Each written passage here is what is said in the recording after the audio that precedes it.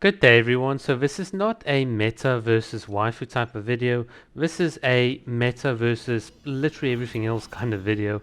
And what I'm sort of trying to get to is how important is meta really? How important is it in actually sort of dictating to you what you should pull for on your account? And my contention would be it's completely irrelevant. Now, theory crafting and meta crafting, and it's important to kind of point this out, are two very, very different things. Theory crafting can help answer the question of what is the most meta, but theory crafting by in and of itself actually extends to way more. So for instance, in theory crafting, you might say, oh, look at this wacky team comp, and then a theory craft in Genshin will tell you, yes, your team comp A does not have enough damage, or B, oh, you do have enough damage to clear the Spiral Abyss, and let me show you how.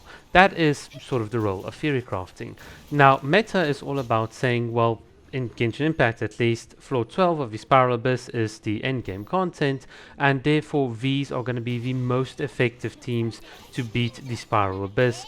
And this is where the problems really start, because A, there is no universal definition of what constitutes a meta in Genshin Impact, and B, there is really not enough content to justify creating meta sort of teams. Yes, there is enough content for you to justify having certain builds and being able to execute your abilities in certain ways, but this has got nothing to do with meta. That's just general theory crafting to sort of help you.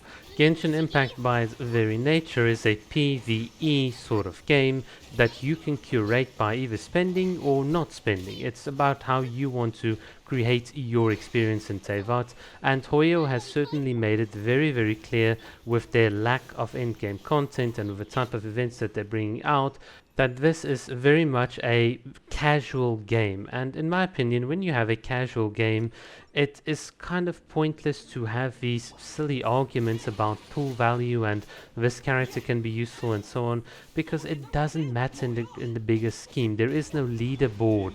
There is no streaming, publicly streaming of our beta, so that people can know that what the sort of pull value will be for new characters that are going to come up and how they will affect my rankings against other players. We have none of that in Genshin Impact, and we've even got a bigger problem, and that is new player lockout. So you might say, oh, this is my meta and my top 5 picks and so on.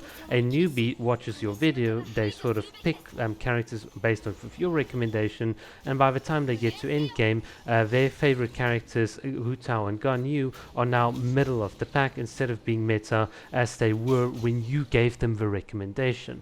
This is just the reality of how things are.